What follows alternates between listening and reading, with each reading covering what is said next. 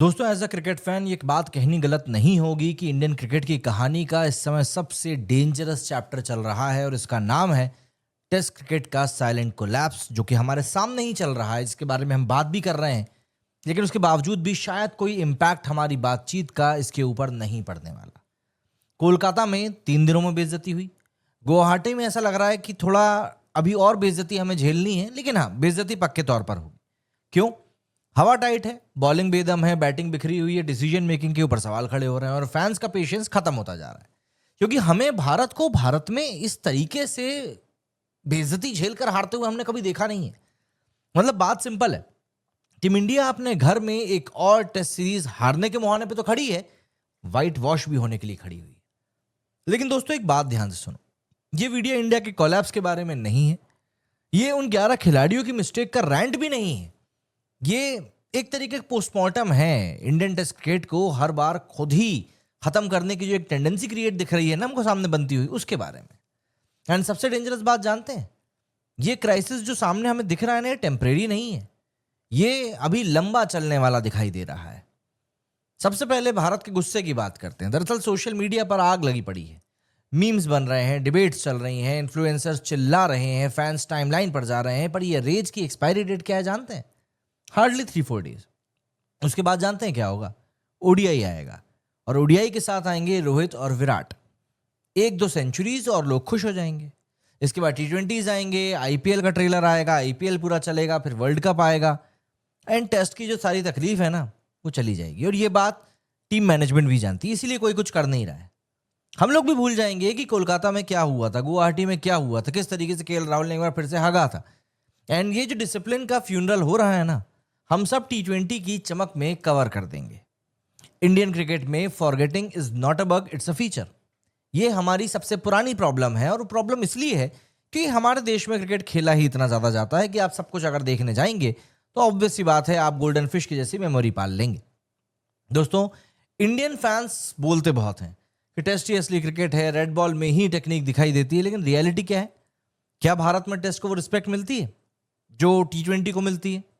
Attention टी20 को, पैसा टी20 को, कैलेंडर टी20 के हिसाब से बनता है, प्लेयर वर्कलोड टी20 के हिसाब से मैनेज होता है।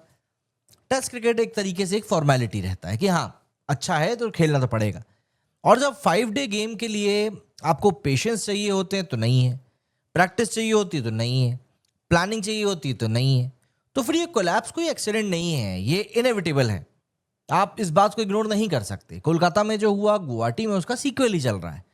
Unknown pitch, uncertain mindset, unclear batting order, zero backup plans और टीम का बॉडी लैंग्वेज कंफ्यूज प्लस डरे हुए हैं कि पता नहीं कब किसको बाहर कर दिया जाएगा।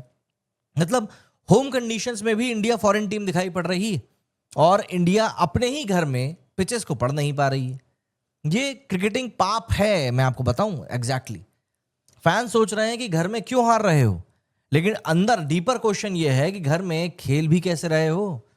होम कंडीशंस का ट्रेलर मतलब आप समझिए कि हम लोगों को न्यूजीलैंड सीरीज में ही दिख गया था और उसके बाद तो ऐसा लग रहा है कि बस ये लोग उसी चीज़ को कंटिन्यू कर रहे हैं।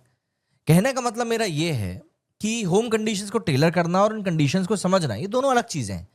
और टीम इंडिया सिर्फ पहली चीज़ में ही एक्सपर्ट है कि टेलर कर रही है पर खेल खुद भी नहीं पा रही। स्पिन फ्रेंडली पिच चाहिए पर बैट्समैन को खुद ही स्पिन खेलना नहीं आता। अब टी20 का डैजल भी देखिए, जो जीत दिलाता है उसके ऊपर आप पूरा का पूरा फोकस कर देते हो। सबसे बड़ा कल्प्रिट इसीलिए टी20 की चमक बन जाती है। एक मैच जीते तो आप हीरो, एक टूर्नामेंट जीता तो आप लेजेंड हो गए, और आईपीएल में रन बना तो आप सुपरस्टार हो गए। ब्रांड डील्स मिल जाती हैं, फेम मिल जाता है, स्पॉटलाइट मिल जाता है, सब मिल जाता है। लेकिन टेस्ट क्रिकेट पुरानी रिलेशनशिप जैसा है, बस त्योहारों पे ही याद आता है।